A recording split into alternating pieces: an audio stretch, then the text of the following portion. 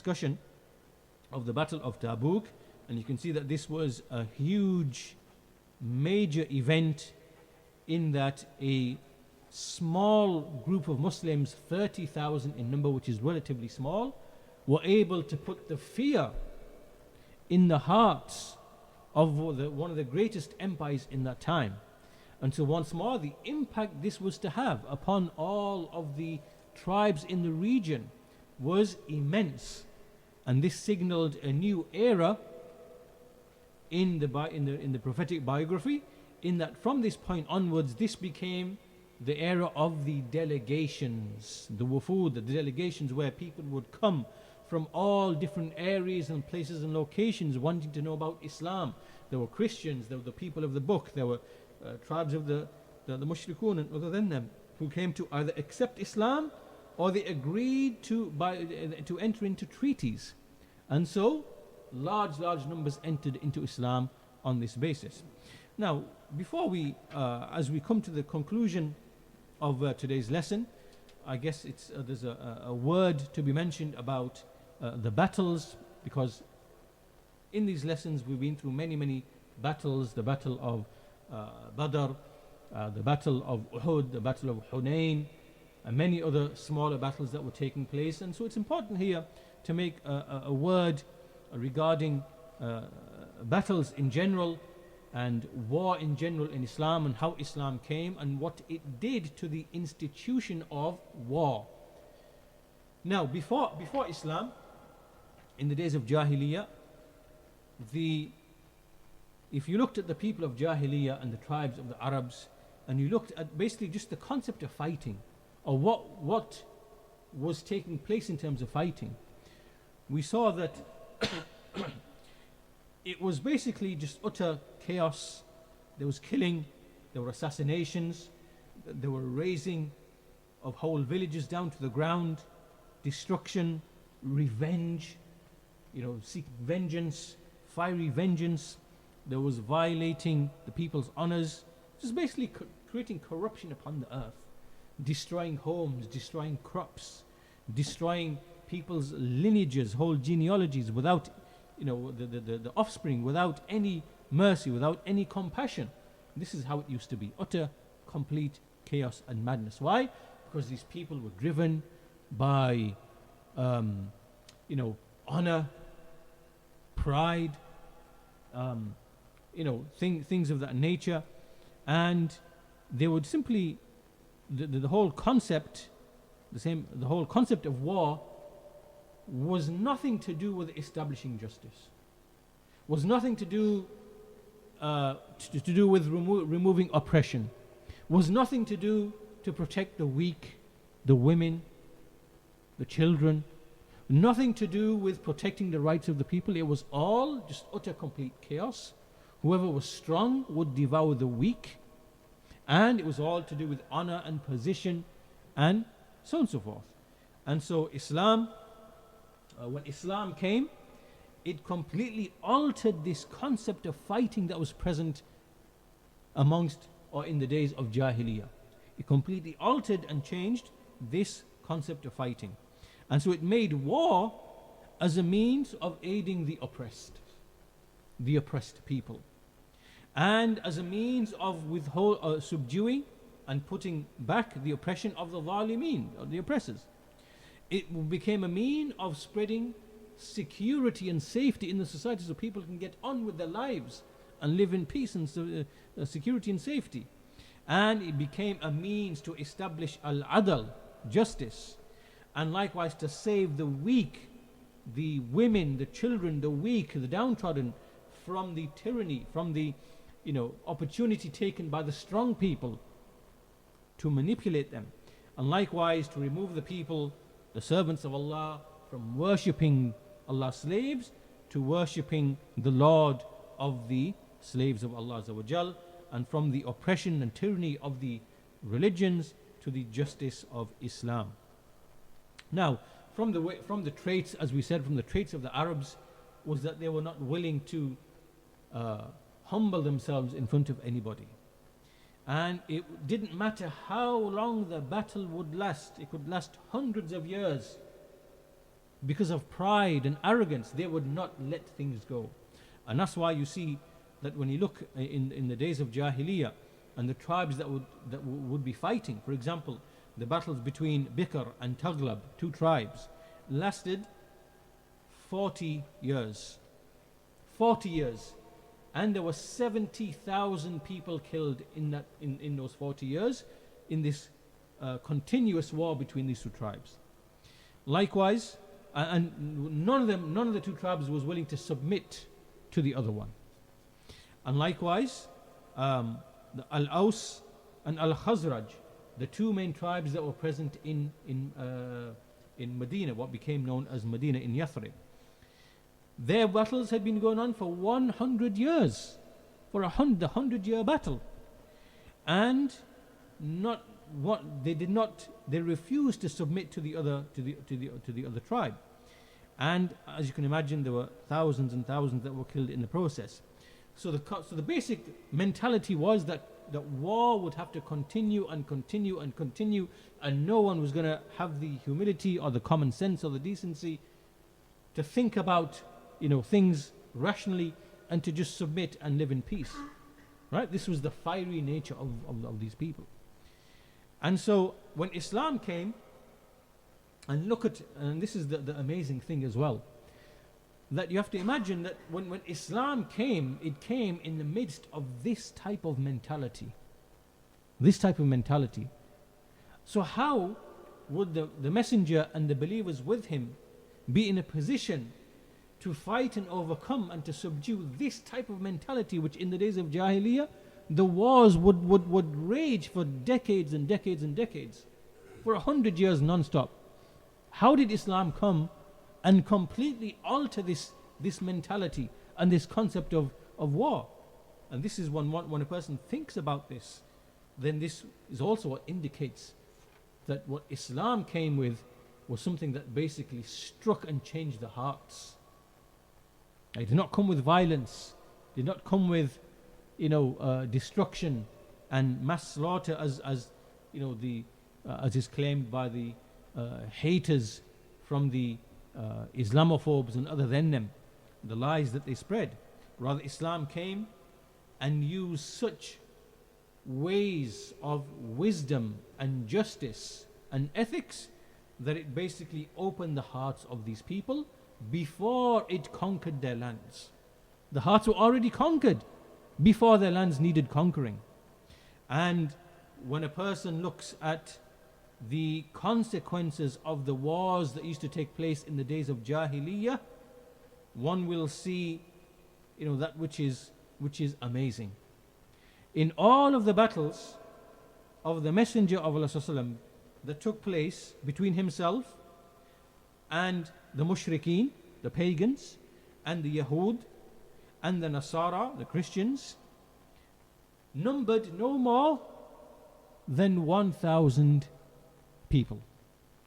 1,000 people killed in 8 years of conflict. 8 years of conflict. 1,000 people. That is one person every 3 days. One person every 3 days. That was the cost, and it was not initiated by the Messenger of Allah. Rather, he, as Ibn al-Qayyim says, he never ever initiated violence upon anybody until it was initiated upon him first. He never ever compelled a single person to accept Islam. Rather, the people willingly entered into Islam. When some of the Jews and Christians tried to force their children to become Muslims, the verse was revealed in Surah Al-Baqarah, La ikraha fi ddin. There is no compulsion in the religion. So Ibn al-Qayyim mentions this, that the people were not forced into Islam, rather they willingly came and they entered into Islam. Because the Messenger never ever initiated violence. And he said that had they left him alone, then he would not, he would have let them be. And this statement is from Ibn al-Qayyim, rahimahullahu ta'ala. So, in 8 years, and in all the battles that took place, the battle of Badr, the battle of Uhud, the battle of Hunayn, and all the other battles that were taking place, how many casualties? 1,000. 1,000. Hardly 100, almost just over 100 in a year. compare this to what would take place, before, in the days of Jahiliyyah, and of the mass killing, the murder, the slaughter, the continuation of war for decades and decades and decades, just the mentality that was present. And you see something that is absolutely amazing. They would slaughter thousands upon thousands upon thousands. How could a person even imagine that such people with this mentality would be turned into what they became when Islam came after that? And there would only be 1,000 casualties, 1,000 at the most, 1,000 that were dead. And so this is from the great and amazing affairs which indicate what? It shows clearly that when you put things into perspective, that it shows clearly that prophethood when it came, and Islam when it came, that this was a prophethood of mercy. He was a prophet of mercy, of a lofty message, of wisdom, of a lofty call, of something that is miraculous, something that is a bounty and a favor from Allah Azza wa Jal. All of these things a person clearly recognizes and sees these things within Islam. And finally, one more thing that we'll conclude with, which obviously is also relevant to this topic that we have here, which is the topic of slavery. Slavery. Now, in that time, all nations were practicing slavery, but what we mean by slavery, we have to be very specific about when we use the word slavery. It was considered normal in that time for huge empires, large empires, the strong, to just go into a region, capture thousands and thousands, if not millions of people, enslave them and bring them back and make them live in a life of bondage. This was something that was basically normal. All nations were doing this. Persians, Romans, the Byzantines, the whatever nations going back, in history, all nations were basically doing this. And so amongst the Arabs there would be, slaves. Now when Islam came, and there are actually certain hadith in this regard as well, we see that contrary to the propaganda and the lies, again, of those hateful Islamophobic, those who hate Islam for ideological reasons, and the lies that they spread, contrary to what is spread, we see that in Islam there is not a single text in the Quran or the Sunnah that commands taking people slaves in this way. Rather, in fact, there are hadith which actually prohibit the likes of this. Meaning, as in someone is just living their life, whatever, you just go and just kidnap them and make them into slaves. This is prohibited. This is not allowed.